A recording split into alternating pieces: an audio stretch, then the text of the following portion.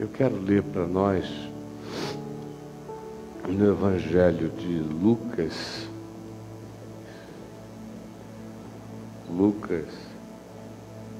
sobre o nascimento de João Batista.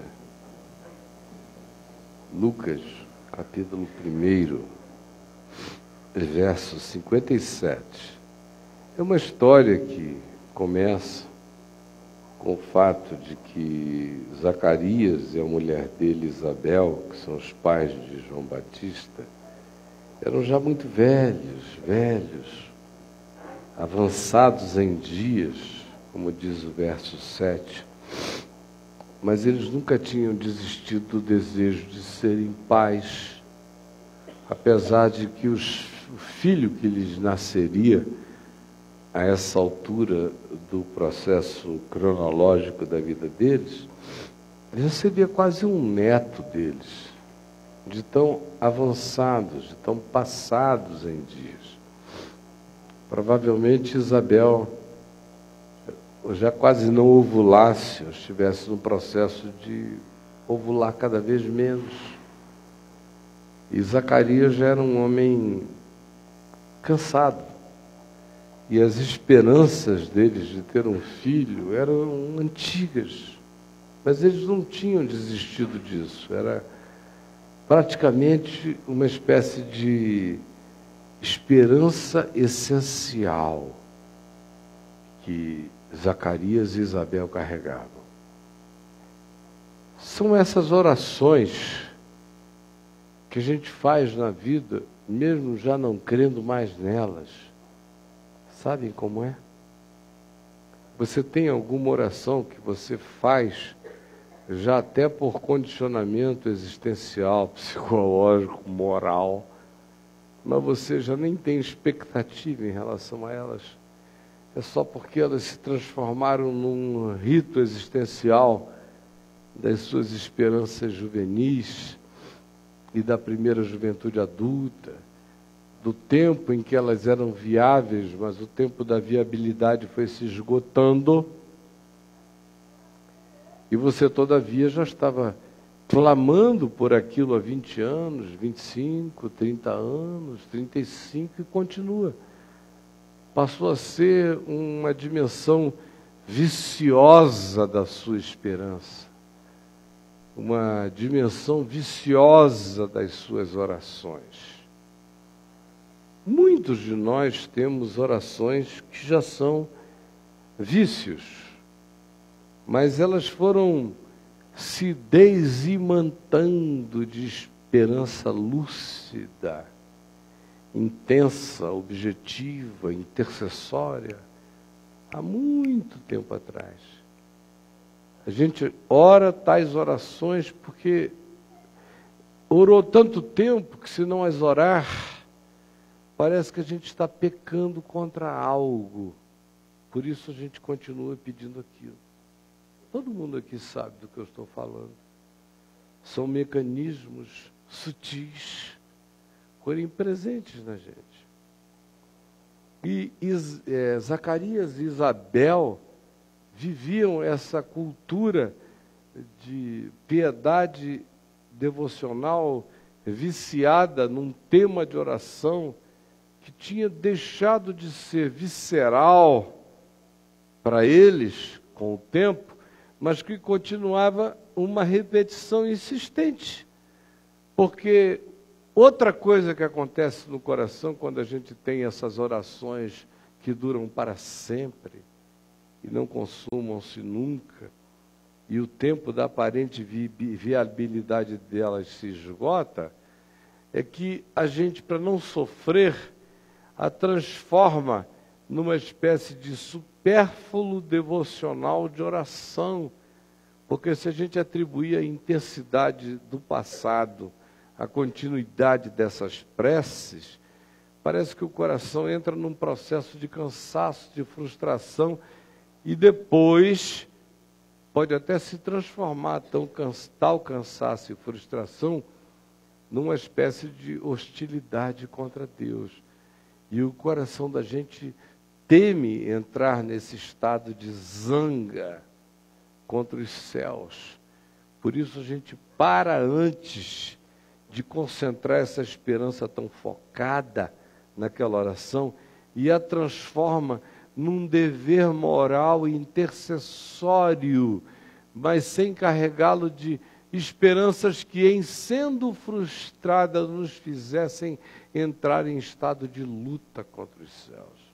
Estão me entendendo? É nesse estado existencial que Zacarias e a mulher dele, Isabel, estão. Eles não pararam nunca de orar para ter um filho, mas há muito tempo que eles tinham parado de esperar que o filho viesse, apenas para não sofrerem todo ano à espera de um filho que não vinha. O coração tem razões que a razão desconhece. E aí, frequentemente, a gente cria uma zona subjacente, um underground de esperanças que não se verbalizam mais como emoções expectantes em nós, mas que continuam presentes como um latejamento impossível da gente fazer parar. E era isso que estava no coração deles. E aí o que houve?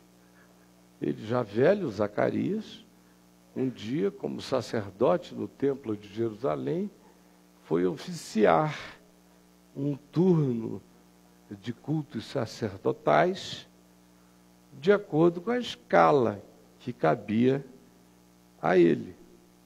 Naquele dia era o dia dele.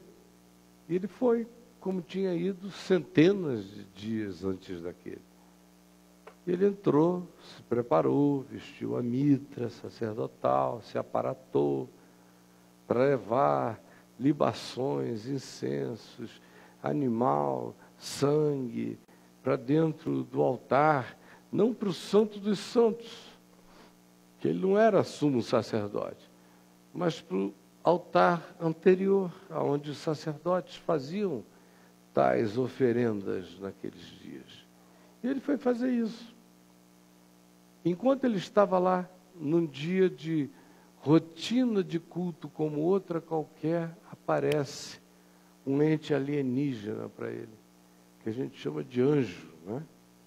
Numa linguagem bíblica, um mensageiro. Mas era um ente de uma outra dimensão. Era um ser constituído de uma outra energia, não era humano. A gente chama de mensageiro, ou seja, de anjo. É só isso que anjo significa. Mensageiro, enviado, porta-voz, mas não identifica nada além disso. De um ser que não é desta ordem, que não é desta dimensão, desta camada existencial, dessa natureza de energia que nos compõe, e que vem de uma outra dimensão para esta, carregando uma palavra divina que nos seja essencial. E aparece esse ente para ele. Ele diz: Zacarias, olha, as tuas orações foram ouvidas. O que mostra também uma relação íntima entre esses entes espirituais e certas execuções de natureza espiritual em nosso favor. Porque Deus poderia apenas ter falado, retumbado na subjetividade de Zacarias, dizendo: olha, te ouvi. Mas não, ele manda um cara de outra dimensão dizer: foram ouvidas as tuas orações. O que mostra também a necessidade dessa fraternidade dimensional entre homens e anjos. Assim como homens pregam a homens, anjos ministram a homens. Como diz o escritor de Hebreus, quem são os anjos? São espíritos ministradores da boa nova, das novidades da graça de Deus para a gente, sem complicação. Chega esse e diz: eu sou Gabriel, conhecido nas paradas, né? E eu vim te dizer que as tuas orações foram ouvidas, e você e Isabel vão dar à luz a um filho. A um filho. Aí Zacarias, olha só o que o anjo disse: as tuas orações foram ouvidas. O cara não parava de orar, nem a mulher dele. mas é aquela oração que já acontece como pulsão intercessória e não como lucidez de fé esperançosa. Mas vejam a misericórdia de Deus. Ainda assim se diz, as tuas orações foram ouvidas. A tua neurose intercessória foi acolhida. É Deus transformando neuroses, obsessões e fixações que não são malignas, porque o que há de maligno em querer ter um filho da mulher que você ama? Deus acolhendo, todavia, o que se neurotizara na mente dele como uma intercessão útil. Só que ele já estava lidando muito mais com ele neurótico do que com ele intercessor. E aí quando o anjo diz, as tuas orações foram ouvidas, ele diz, mas como é que vai se cumprir? Como é que vai se cumprir? Estou velho, broxa. Isabel está seca. Tempo que ela era molhadinha, ó. Acabou faz tempo e não tinha KY. Não dá, está tudo travado ali. Não rola. É um sacrifício. E olha que ela quer, mas não ajuda. Quando seca, seca. pH muda tudo. E aí? Aí o anjo disse, olha, o menino vai nascer, mas você vai ficar mudo até ele nascer. Porque você não creu na palavra. Então, quem não creu na palavra vai ficar mudo até a palavra se cumprir. Crê e não crê na palavra vai ficar mudo até a palavra se cumprir. Aí, para encurtar a história, 9 meses depois, a velha Isabel, cheia de estrias, deve ter sido um parto complicado, né? Naquele tempo, sem o doutor Jabu Abdu Jabbar, como é o nome do maluco de São Paulo? Abdel Maci. Sem fertilização in vitro e outras ajudas, e sem todo esse aparato tecnológico, deve ter sido uma calamidade a gravidez da Isabel. Fica grávida com 50 anos para você ver como é que acontece numa época pré-moderna. Era um perigo, desconforto danado. Nasceu, menino. Aí nasce, chama todo mundo, nasceu. Virou um evento em Karen, na região montanhosa de Judá, onde eles moravam, que é um dos lugares hoje em dia mais charmosos de Israel, é a terra onde João Batista nasceu. Lindo, gostoso, charmoso, cult, cheio de artistas. Legal a beça. Bom de ir de Jerusalém para lá. 5 minutos, 10, e você entra num lugar artisticamente maravilhoso. Foi lá que ele nasceu. Reuniram todo mundo naquele tempo não era artista, nem cult, nem nada disso. Aquele lugar era uma bagaça não considerada pela aristocracia jerusalêmica. Então era periferia. Nasceu na periferia de BSB. Sei lá. Aí reuniu todo mundo. Pobre se reúne fácil, né? Casa de rico é que é um trabalho organizar uma festa, tem que ter cerimonial. Mas pobre, basta dizer, a amiga Isabel deu à luz, aí pronto, todo mundo vai, pãozinho de queijo e essa coisa toda, é uma maravilha. Pois bem, chega todo mundo e começam. E agora, o que a gente vai fazer com o menino? Qual é o nome do menino? Aquela coisa toda. Começaram a dar nome, Roberto, Ricardo Eletro, tudo não sei o quê, um monte de nome para o garoto, e o pai dele só dizia,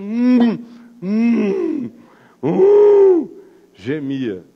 Até que perguntaram a ele qual é o nome. O rapaz estava mudo, ainda bem que sabia escrever. O sacerdote Zacarias, ele pediu uma tabuinha e escreveu, João é o seu nome.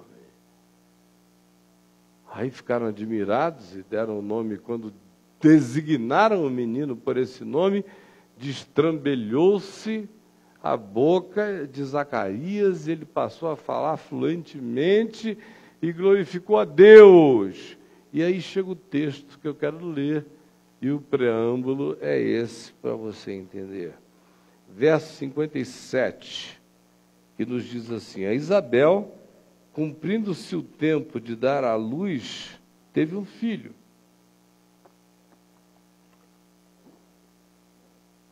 E ouviram os seus vizinhos e parentes que o Senhor usara de grande misericórdia para com ela, e participaram do seu regozijo. Aí veio o tempo de circuncidar o garoto no 8º dia, apresentá-lo, ver a parentela inteira, aquela solenidade, tudo que eu já contei. Aí o verso 64 diz: imediatamente a boca de Zacarias se abriu, quando ele escreveu na tabuinha que o nome do menino era João. E ele passou a louvar a Deus com alegria. Sucedeu que todos os seus vizinhos ficaram possuídos de temor, e por toda a região montanhosa da Judéia foram divulgadas essas coisas de boca em boca. Todos os que as ouviram guardavam-nas no coração. Preste atenção na ênfase em todos, todos, todos. Foi uma coisa que tomou o consciente e o inconsciente de toda aquela população imediata da região montanhosa da Judéia. Todos diziam: que virá a ser, pois, este menino? E a mão do Senhor estava com ele. Repita comigo: que virá, pois, a ser este menino? Pode repetir? Que virá, pois, a ser este menino? É uma pergunta que todo pai e mãe que dão à luz a um filho carregam no coração, né? Meu Deus, quem vai ser esse menino? Como é que ele vai ser? Qual o futuro dele? Todo o nosso esforço como pais e mães é para que os nossos filhos sejam felizes. Sejam felizes. A gente olhar para um filho que a gente gerou e pensar que ele vai ser infeliz é um inferno na alma. Quando você vê traços de complexidade psicológica no filho, e você fica imaginando o que pode acontecer com aqueles traços presentes e como eles podem gerar dificuldades, meu Deus, isso é tão aflitivo. Eu me lembro que quando eu gerei o meu terceiro filho que sobreviveu, porque entre o segundo e o terceiro, 2 vieram, um veio, nasceu, viveu algumas horas e morreu, e um outro não sobreviveu ao 6º mês da gravidez. Aí veio o terceiro, chamado Lucas, por causa de todo o meu carinho pelo Evangelho de Lucas, tão cheio de graça e tão cheio de humanidade, de solidariedade. Lucas, mais do que nenhum outro evangelho. Evangelho das solidariedades. É lá que está o bom samaritano, é lá que está tudo que interessa sobre essa idiotice que a gente vê em volta de nós. Botei o nome dele, como de todos os outros, com esse significado, com essa esperança que virá a ser esse menino. Embora no dia que ele tenha nascido, uma espada traspassou meu coração, eu não podia explicar. Eu fui tomado de uma alegria tão cheia de angústia. A alegria de estar nascendo um filho e uma angústia inexplicável. De que uma espada, eu senti uma dor que eu nunca tinha sentido antes na vida, na hora que ele nasceu.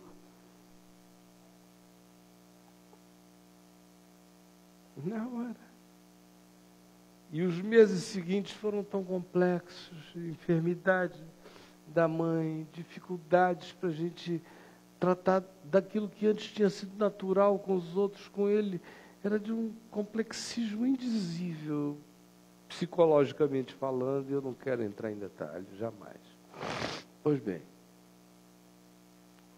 eu fui carregado daquela alegria doída, preocupado com ele. E ele foi dando sintomas dessa complexidade. Quando ele foi começando a expressar os primeiros pensamentos dele, eu fui vendo que ele tinha angústias de percepção que os outros não tinham. A primeira pergunta teológica que o cara me fez com 3 anos de idade, a gente indo de casa, subindo a ladeira da estrada de Piratininga para ir para São Francisco, do nada, um garotinho de 3 anos e meio, sozinho comigo, disse: pai, se Deus é Deus e sabia de tudo isso, por que Ele tinha que criar esse mundo com tanta dor? Eu levei um susto. Uma criança de 3 anos e 8 meses, 3 anos e 6 meses, fazendo essa pergunta, eu falei: de Jesus, me salva disso. Explicar o que para ele? E todas as perguntas dele eram assim, todas. Ele não estava afim de presépio de Belém, para ele não dava, ele queria saber por que doía.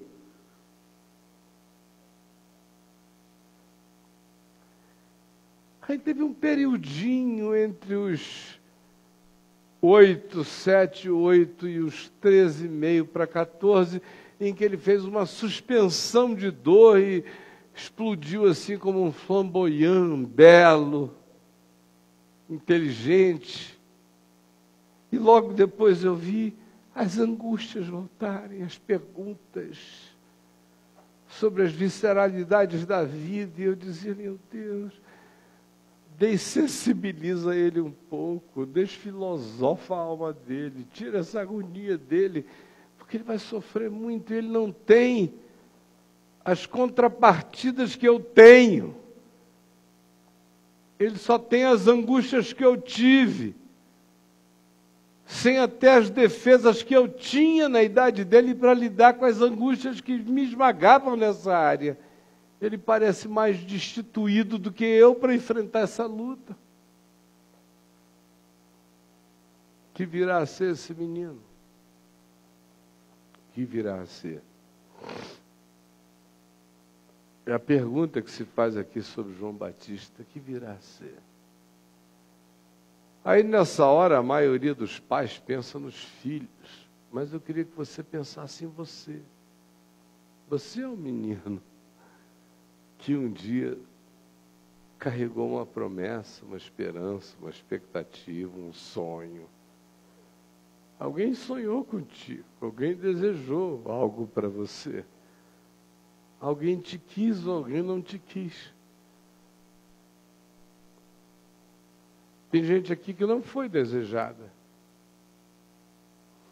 e veio a si mesmo. Tem gente aqui que foi muito desejada e ficou assim como ficou. Que virá a ser esse menino? E sua mãe e seu pai não lhe fizeram essas perguntas, pode ter certeza. Essa é uma questão que habita a natureza da própria existência. Quando alguém nasce, a existência pergunta: que virá a ser esse ser humano?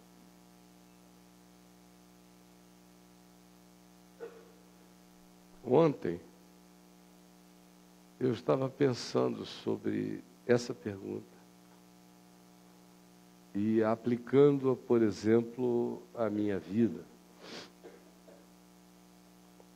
O que virá a ser esse menino quando eu nasci, guloso, que ficava gritando: Gagá, Gagá, Gagá! Que a minha mãe disse que era um negócio quase diabólico, a minha fome. Gagá! Vinham as vizinhas, a dona Taia, a dona Pequenina, corria todo mundo para casa, lá onde a gente morava, 4h30, 5 horas da manhã, para ajudar a minha mãe, porque tinha um monstro, quase um gremlin de fome.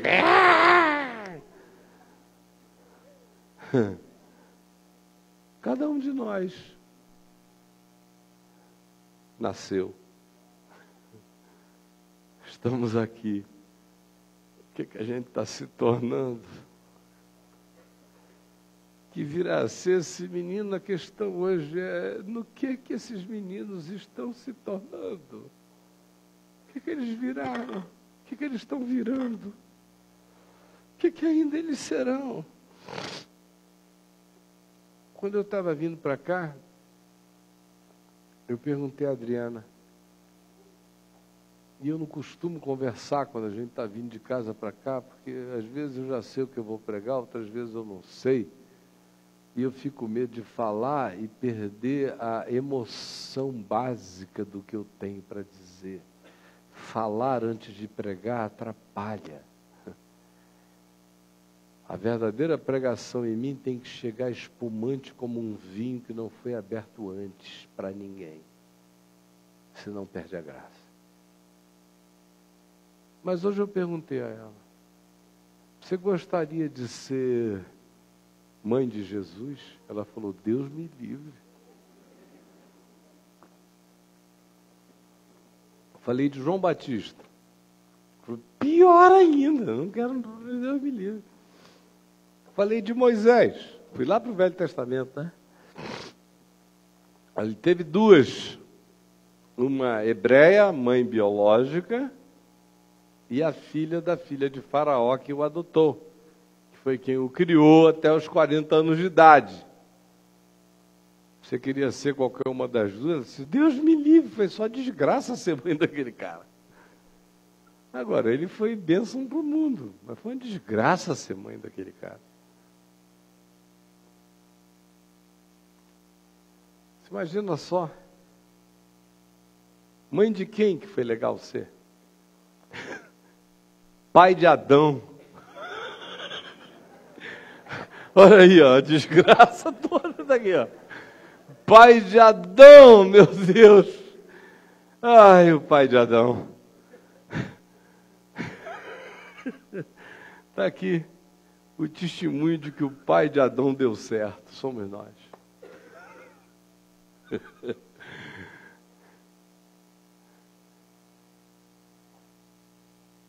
Mãe de João Batista. Você imagina se a mãe de Oséias, o profeta, estivesse vivo depois que ele casou com Gomer, a vadia, que dava para todo mundo. E a mãezinha dele lá, não, meu filho é profeta. Está recebendo inspiração divina, a mulher dele é só a metáfora. Duvido. Era uma angústia que não tinha tamanho. Você acha que foi fácil a vida de Zebedeu e da mulher dele, mãe e pai de Tiago e de João? A gente só ouve falar naquilo ali, agora vai ser Zebedeu e mãe dele, depois sabia que Tiago logo vai morrer. Vai ter a cabeça cortada. Essa mãe de Tiago foi que chegou para Jesus e disse, Senhor, permite-nos, que quando da vinda do teu reino, meu filho Tiaguinho fica à tua direita e meu filho Joãozinho fica à tua esquerda, nos tronos bem próximos. E Jesus disse, vós podeis beber o cálice que eu estou para beber? E Tiago e João disseram, podemos. Bom, Tiago bebeu logo dele, uns 9, 10 anos depois, quando lhe cortaram a cabeça, na Fortaleza Antônia, em Jerusalém. Bebeu uma gota do cálice. João teve que beber de outro modo, ficando longevo, até não aguentar mais, dizendo, Deus me leva, me tira daqui, porque eu não aguento mais. Que virá a ser esse menino? Você queria ser João Batista? Alguém aqui queria ser Isaías? Sim, que profecias lindas, né? Viveu uma vida oprimida pra caramba e morreu cerrado pelo meio. com tripa para todo lado. Jeremias. Coisa maravilhosa esse Jeremias. Ezequiel. Ezequiel, Deus diz, Ezequiel, olha só, para ilustrar melhor a mensagem que tu estás pregando, eu vou levar a tua mulher, ela vai morrer. A delícia dos teus olhos, que tu amas, amas, amas, amas, sente um tesão danado dela, o casamento de vocês é uma maravilha, justamente por isso eu vou levá-la. Porque é assim mesmo que eu amo Israel, e Israel não entende. Então tu e a tua mulher são boas ilustrações do meu amor por Israel. Aí a mulher de Ezequiel morre. Ah, benção, ser servo do Senhor.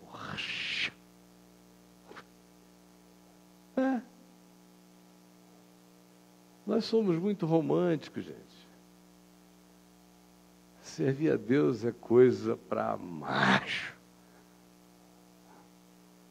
Não é brincadeira, não. Ser pai de gente assim, ser mãe de gente assim, ser a pessoa assim, ser a mulher desse cara, ser os filhos desse cara. Já pensou que quer ser filho de Oséias? Uma se chama desfavorecida, a outra se chama desgraçada, a outra se chama não meu povo. Os filhos de Isaías também, cada nome desgraçado, despojo. Cada nome horroroso para significar o que um ser humano individualmente não tem que significar, mas ser filho daquele homem que carregava aquela dimensão fazia deles seres anormais no planeta.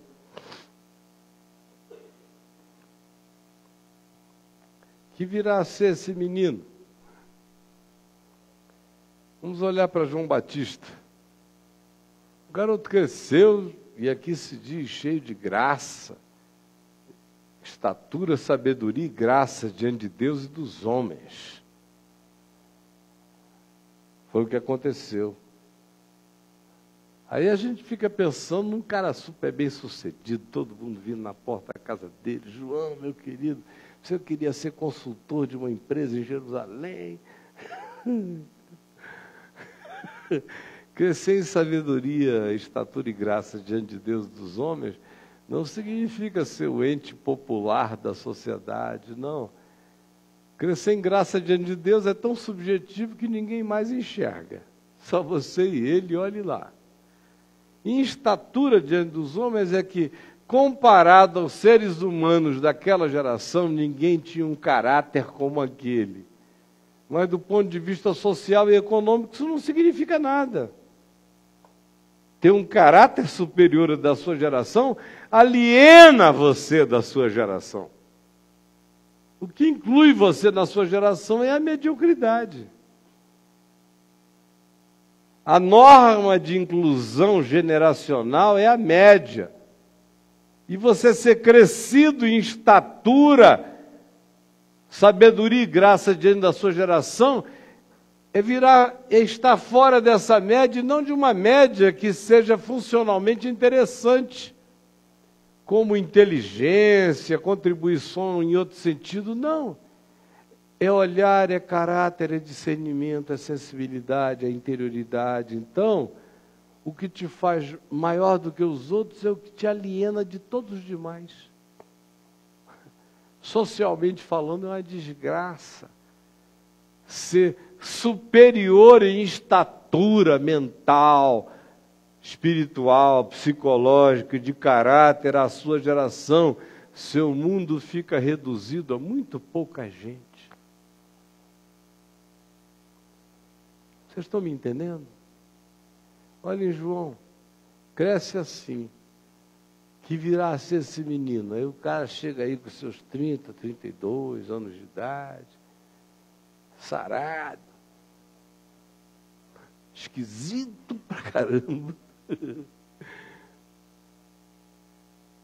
Quando queriam dar uma roupa de pano para ele, ele dizia, não, eu gosto mesmo de me vestir de roupa de cabra. Aí ele vestiu umas roupas de cabra, de camelo, aquela coisa aqui. comida dele era gafanhoto, de 2 tipos só, porque em Israel havia 5, 3 dos quais eram proibidos na lei de Moisés. Então sobrava 2 tipos de gafanhoto para o cara comer. A vida inteira catando gafanhoto, para comer gafanhoto. Pergunta a ele por quê, ele vai dizer, eu não sei, eu gosto. Não tinha nenhuma recomendação espiritual, não tinha nada de coisa alguma, era idiosincrasia gastronômica de João Batista. Comer gafanhoto, um negócio, não consigo ver esses gafanhotos que eu como. Mas eu como junto com mel silvestre. Tornava a coisa um pouquinho mais politicamente correta e palatável.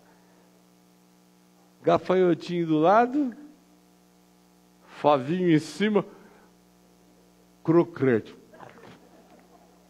Saborela. Está ali ele. João, você queria ser mãe desse cara? Não, um filho teu que só come gafanhoto e mel. Você ia internar ele. Hoje ele não escapava a nenhum psicoterapeuta. Ninguém aqui que tem estudado psicologia não recomendaria um atendimento psicoterápico. Psicólogos, me digam, se vocês não recomendariam. Se o diagnóstico de vocês para Isabel, preocupada com o menino, seria, não, é totalmente normal. Deixa ele, let it be. Não. Meu Deus, iriam adoecer João Batista de tanta análise que o bichinho iria fazer, não iria conseguir virar profeta, ele só ia se transformar num complexado. Graças a Deus, Freud não tinha existido ainda. João Batista pôde ser um ser idiosincrático, porém humanamente pleno no seu desejo de cumprir a consciência do que ele carregava como caráter. Porque caráter e esquisitice não tem nada a ver uma coisa com a outra. Tem muita gente de caráter lindo e de idiosincrasias sociais não tão aceitas. E quase todos os personagens da Bíblia são figuras que caem fora do padrão da aceitabilidade social e do convívio normal.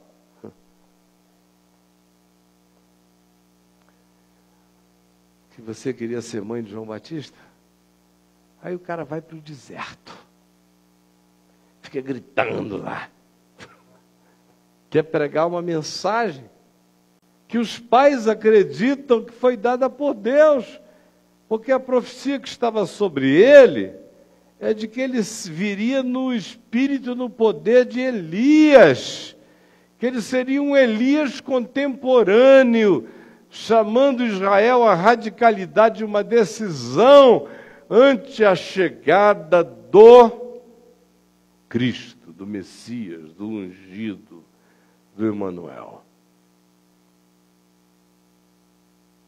Só que a expressão disso, desse chamado, vem carregado dessa estranheza. É um João Batista que, ao invés de levar o povo todo para cima do Monte Carmelo, não. Ele foge do povo e grita no deserto. E diz, quem quiser me ouvir, que venha até aqui. E fica lá andando sozinho, falando coisas de Deus, até que por esquisitices ou qualquer outro mecanismo, ou no meio da idiosincrasia se percebeu a cristalinidade da sua lucidez, e pela coerência dos seus atos e do seu caráter, pessoas começaram a ver o imantamento atrativo que ele exercia, pessoas começaram a chegar e respostas começaram a ser dadas. Agora, você queria ser mãe de João Batista? Os funcionários de Herodes e de Roma vêm falar com ele e perguntam, o que a gente faz para melhorar? Aí ele diz, deixem a corrupção. Parem de receber suborno. Parem de enganar o próximo, de usar o emblema policial como opressão bandida.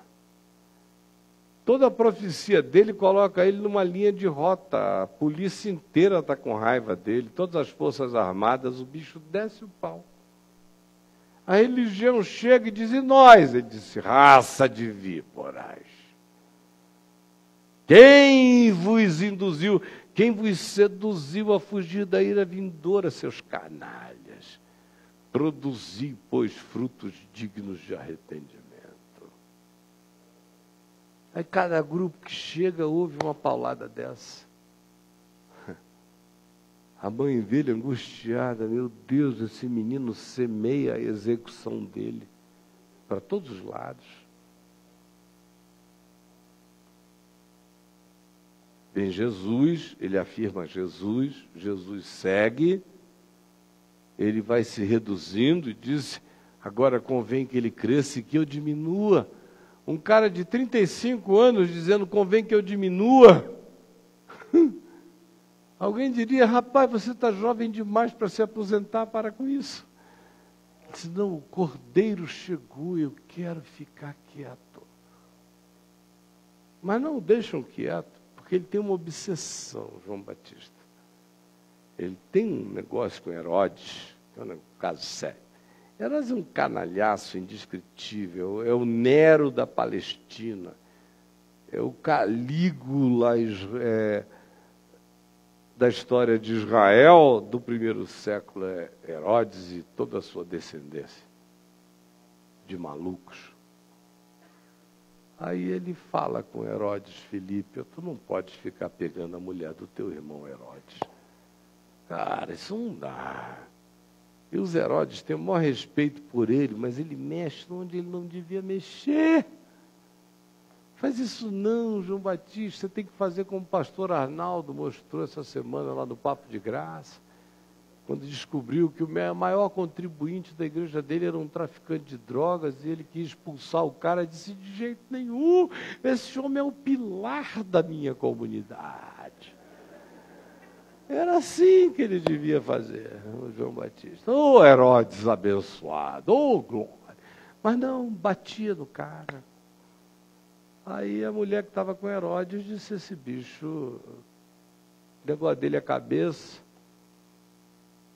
é contra do Herodes em mim, eu serei contra a cabeça dele, viva na existência. Aí tem aquela tramazinha, dança Salomé, mostra tudo que tem direito, Herodes fica doidão, eu quero pegar também. Salomé diz, você pega, mas a troca é, me dá a cabeça de João Batista. Aí Herodes, meu Deus, João Batista, me desculpe, você é um homem de Deus, mas eu não posso não pegar a Salomé. Perdão, João. Que virá a ser esse menino? Você queria ser a mãe de João Batista? Chega a cabeça dele numa salva de prata. Que ele olhou esbugalhado, aquela barba.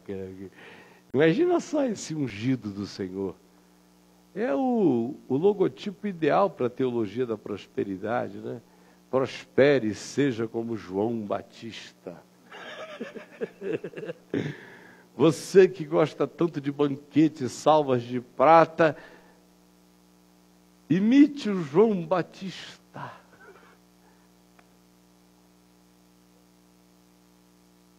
Que virá a ser esse menino. Por que eu estou falando isso? É só porque ontem foi meu aniversário e a Adriana me disse que ela ia organizar um bolinho da gente para todo mundo comer aqui. Aí eu falei, bom, então eu vou falar sobre isso. Porque eu fico chocado com que eu vinha me tornar. E eu não sei ainda no que me tornarei. Eu só sei o seguinte, que meus pais já tiveram muita alegria em serem meus pais e já tiveram muita tristeza em serem meus pais. Tiveram alegrias naturais, porque eu sou uma criatura saudável, tenho 2 olhos, 2 pernas. Fui um menino mais do que sadio, inteligente, esperto, que provocava meu pai e fazia ele ficar extremamente orgulhoso. E eu sentia que a minha mãe, as minhas avós reclamavam de mim o tempo todo me admirando. Menino impossível, menino não sei o que, era tudo aquilo assim. Me anarquizavam reconhecendo que elas tinham uma fascinação por mim. E menino nota e gosta. Apronta porque diz, elas vão bater te admirando. E depois vão rir, gargalhar. Daqui a 2 anos eu sou o motivo de todas as alegrias delas de novo. Porque eu já descobri que elas vão rindo 2 anos depois das maluquices que eu fiz 2 anos antes. Era mais ou menos assim que funcionava. E tiveram muitas alegrias e tristezas. Tristezas ruins e tristezas boas comigo. As tristezas ruins foram todos os meus pecados.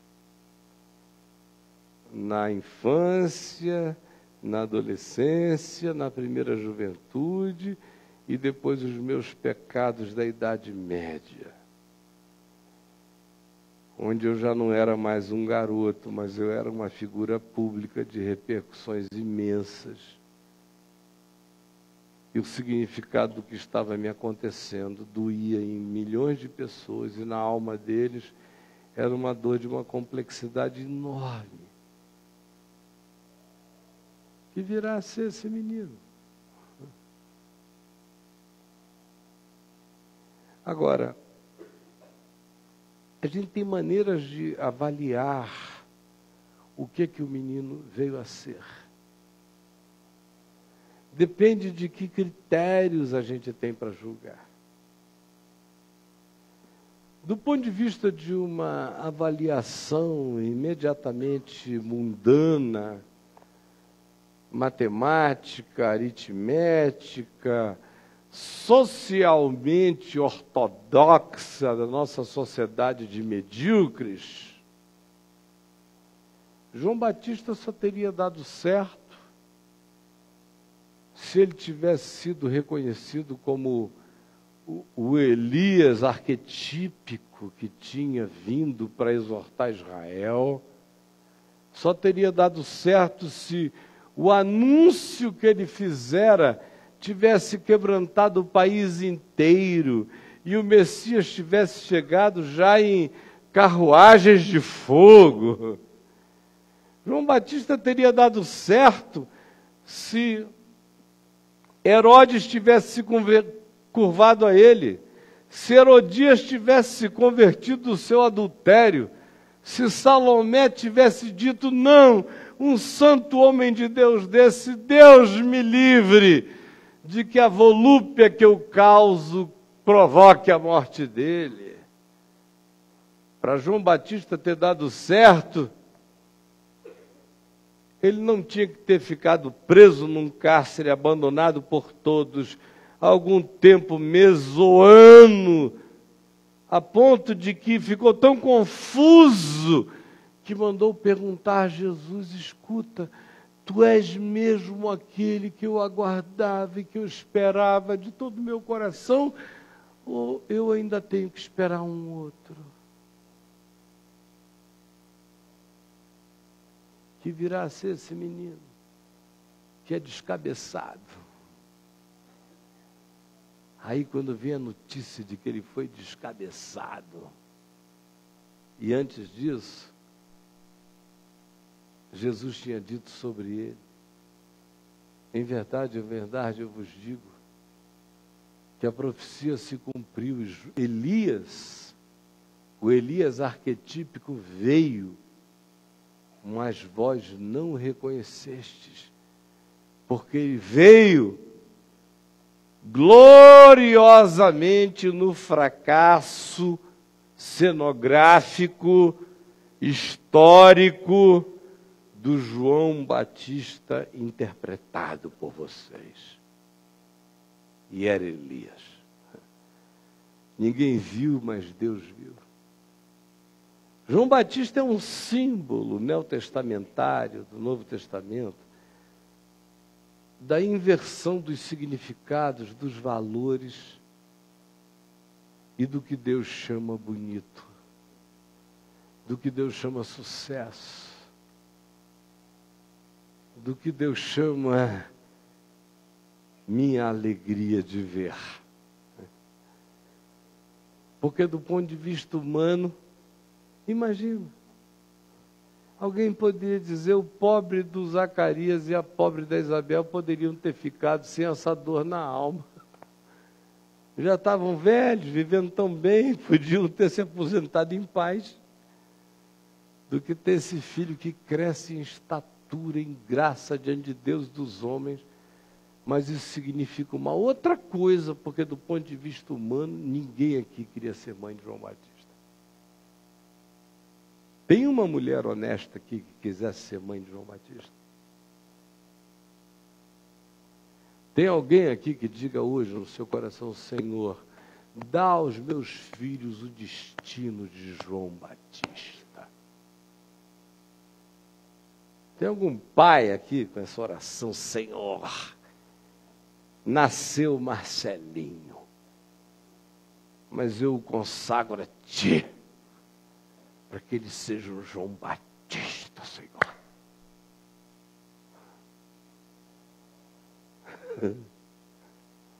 Não tem um aqui. Como não tem ninguém aqui que queira ser mãe de Jesus também. Ninguém. Só as falsas.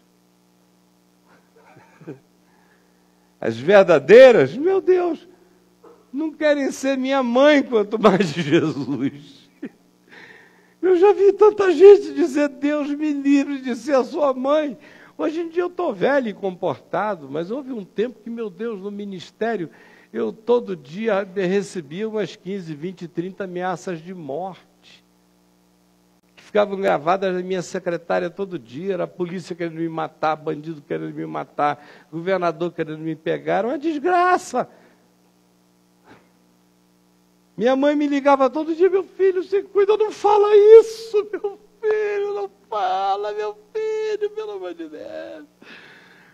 Às vezes até meu pai, que era aquela rocha de resistência, dizia, Caifás, meu filho, não declare tanto. Olha, durante a ditadura, entre 1979 e 1983, eu pregava aqui nesse congresso, no auditório Petrônio Portela, ou no auditório da Câmara. Quantas vezes, pessoal que me ouvia lá no auge daquela maluquice, que eu dizia tudo que ninguém queria dizer, bati militar para todo lado, as loucuras deles, as corrupções de milico, era uma loucura. Eu tomo como testemunho o Ricardo Barbosa, o Euler, tomo como testemunho os pastores da cidade, o Adail Sandoval, que mais de uma vez, talvez umas 4, o Pereira, tantos outros milhares que estavam lá e que me diziam, meu Deus, você vai ser preso, meu irmão, para com isso. Minha mãe ficava doida em casa.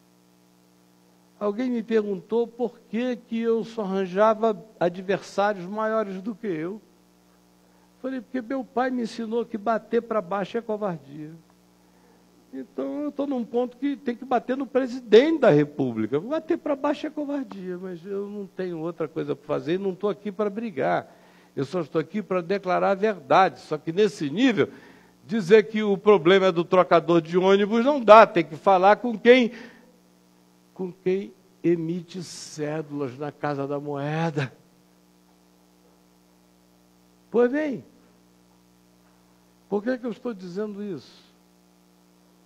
É porque a maioria de nós não interpreta os seus filhos, nem o próximo, com o olhar do Evangelho.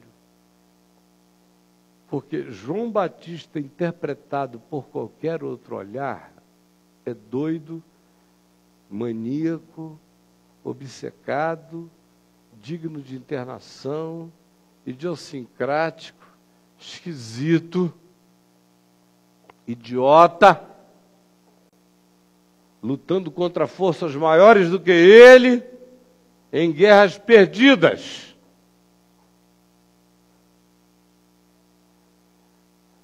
É um fracassado, um loser, do ponto de vista americano das descrições de sucesso. Do ponto de vista cristão ministerial, da teologia da libertação, de teologia da prosperidade, de definição de sucesso. É um perdedor.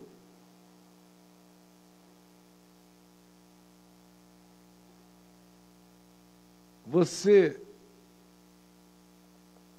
apesar de Deus ter te dado um coração sério, limpo, justo, bom, legal, puro, buscando coisas boas, se sente um fracassado,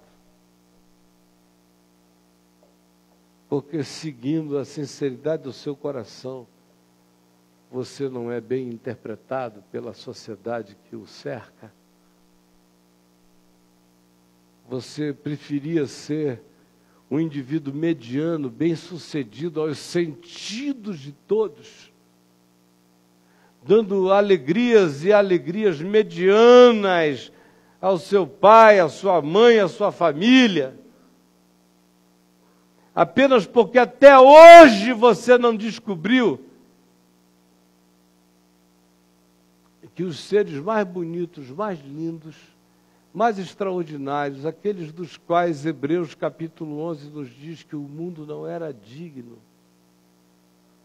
são justamente essas pessoas que não cabem em nenhuma dessas definições padronizadas.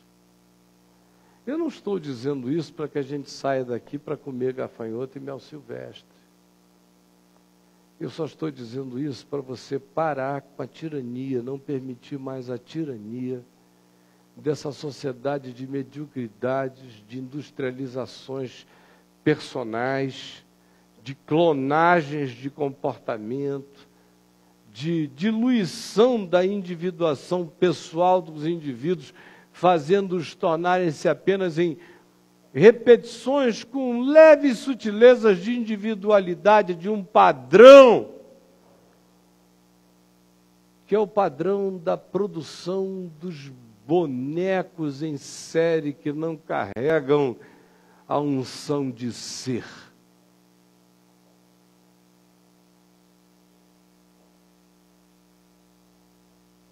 Que virá a ser esse menino? Hoje eu também, só para concluir, estava pensando em algumas coisas que deram errado na minha vida e como foram as melhores de todas. Para eu não narrar talvez umas 10 coisas que deram errado na minha vida e que foram salvação para a minha existência. Porque as coisas que mais me trouxeram aonde eu estou, na paz de hoje, foram aquelas que não deram certo. Graças a Deus não deram certo, senão eu seria um outro ser, que eu não sei nem que ser seria. Mas a última delas foi a história do tal dossiê Caimã, em 1998, com Lula querendo, José Dirceu me ligando. Hoje eu acordei lembrando de um telefonema. Olha só, veja se um grupo desse liga à toa para uma pessoa que não é política, não é membro partidário, não é coisa nenhuma, é só um pastor. Respeitado para todo lado, mas um pastor. Me liga. Benedita da Silva, minha querida, eu tinha feito tudo por ela, casado ela, não sei o quê, papapá, era membro da igreja que eu pastoreava.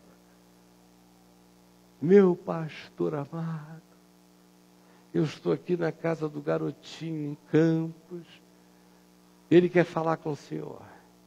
Aí vem o garotinho que eu tinha acabado de batizar, fazia uns 2 anos. É uma história longa. Meu pastorzinho, estamos todos aqui em casa querendo falar com o senhor. Espera aí que o Lula vai falar. Aí o Lula, oi, pastor querido, tudo bem? A gente está precisando se ver, olha, eu não vou adiantar o assunto, não, porque o Brizola quer dizer uma palavrinha com você já já. Aí lá vem o Leonel Brizola. Pastor, vai o senhor, meu irmão, de identificações metodistas, wesleyananas, com as causas sociais, estamos todos aqui reunidos. Eu não vou falar o que é não, porque o Zé Dirceu quer falar com o senhor. Aí lá vem o Dirceu. Meu irmão, ó, estou indo aí ao Rio semana que vem, a gente pode se encontrar para bater um papinho, não sei o quê, tal, conversa. Mas olha só um minutinho, nós determinamos que o doutor Nilo Batista, que vai fazer toda a intermediação com você, porque ele é um amigo comum do Brizola, é amigo comum do garotinho, é sua ovelha, você o batizou a mulher dele, olha o laço. Ainda falaram outros, eu não me lembro mais quantos, Saturnino Braga, não sei o que, era uma convenção.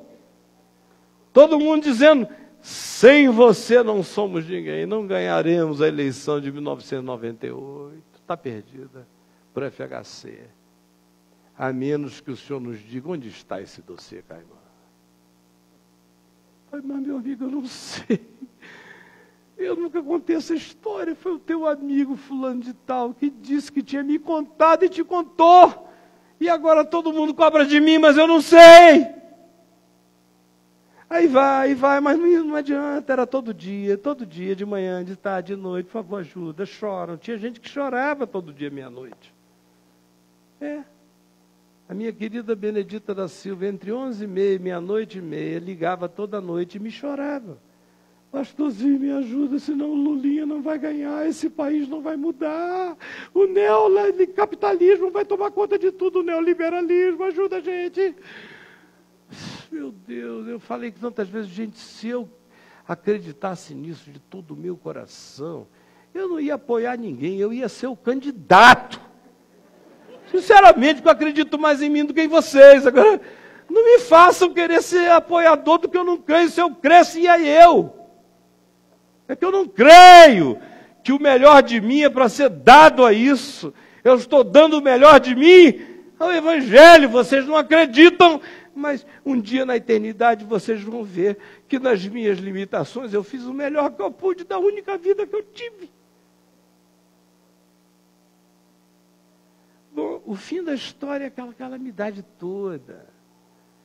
E eu olho hoje para trás e digo, graças a Deus por aquilo, porque se tivesse dado certo, já pensou a desgraça? O Lula me dizia, você vai ser o chefe da minha casa civil. Não, você precisa ser pelo menos diplomata em Washington, ou então poderia ser diplomata em Israel, porque você sabe tudo da região da Palestina. Podia ser uma coisa de pacificação do mundo. Imagina só, se tivesse dado certo. Essa sua DMV-TV vai ganhar a Rede Globo de televisão. A gente vai bombar esse negócio. Ai, meu Deus, graças a Deus deu tudo errado. Porque você ganha o mundo inteiro e perde a sua alma.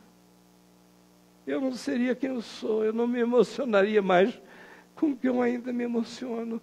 Eu não valorizaria mais o que eu ainda valorizo. Eu não seria pai para os meus filhos como eu sou. Eu não teria nem a emoção de avô profunda que eu tenho com os meus netinhos. Nada tinha acontecido. Nada que me adubou para a eternidade estaria aqui. Eu talvez estivesse com uma crosta de silicone político, existencial, psicológico na minha cabeça, sem nem mais bem saber quem um dia eu tinha sido. Que virá a ser esse menino? Aí tem horas em que você tem a sua cabeça cortada, é a única coisa que te preserva para a vida. Aí vieram perguntar a Jesus, escuta, João Batista foi degolado, morreu. E aí, hein? O que você acha dele, hein? Olha o que Jesus disse. Que saístes a ver no deserto? Um caniço agitado pelo vento? Que saístes a ver no deserto? Um homem vestido de trajes finos? Em verdade, eu vos digo que os que assim se vestem assistem nos palácios.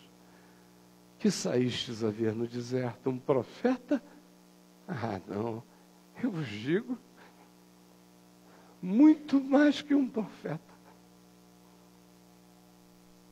Porque, em verdade, eu vos digo, que dos nascidos de mulher, ninguém foi como João.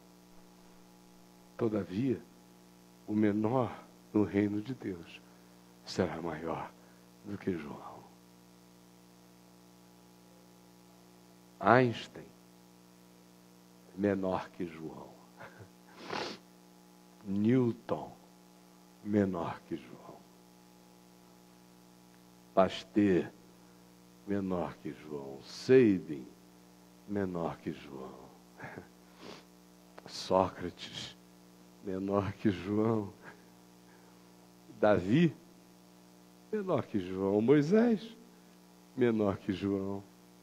E vem o apóstolo João e diz, com respeito a este João, do qual vos falo, o Batista,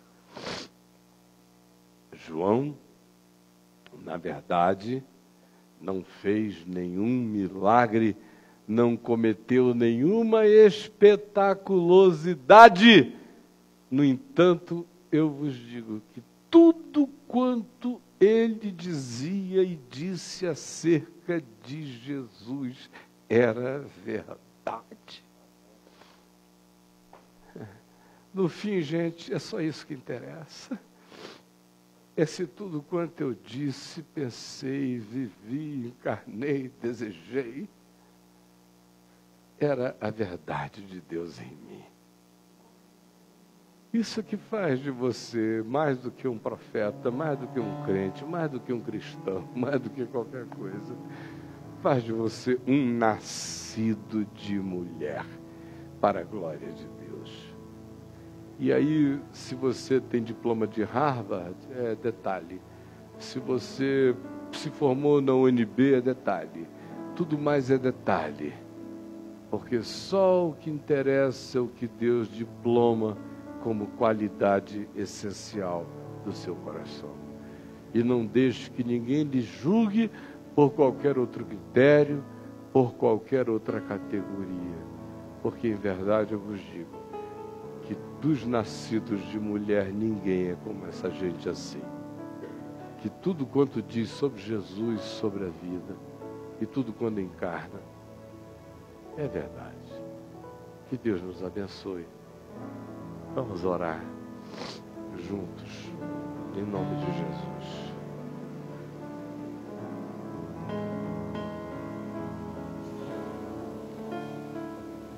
E com isso, pais,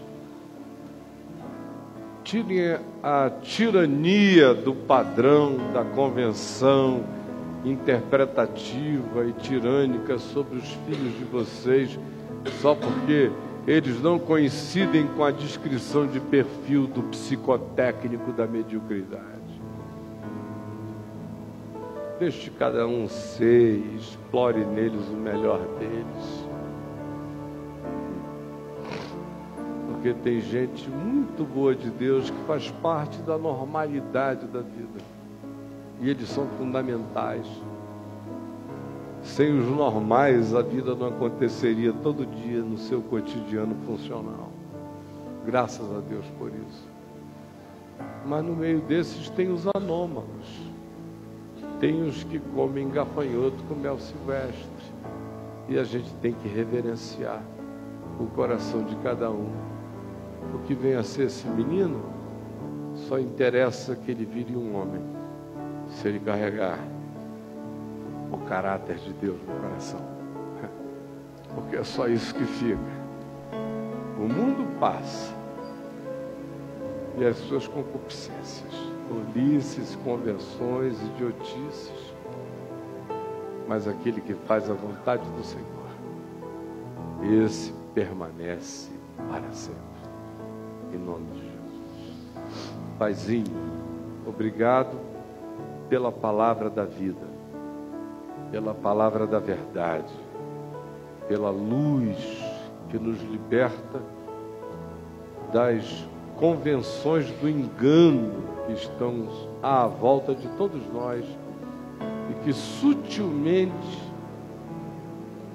desviam o nosso coração do eixo daquilo que tu chama as essências, os carnegões eternos no ser.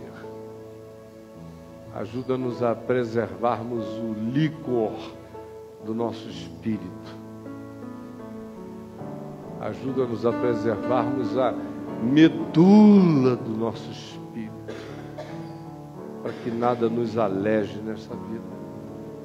É o que eu te peço, em nome de Jesus, que nos ensinou a orar, dizendo: Pai nosso que estás nos céus, santificado seja o teu nome, venha o teu reino, seja feita a tua vontade, assim na terra como nos céus. O pão nosso de cada dia nos dá hoje. Perdoa as nossas dívidas, assim como nós perdoamos os nossos devedores. Não nos deixes cair em tentação, mas livra-nos do mal, pois teu é o reino, o poder e a glória para sempre.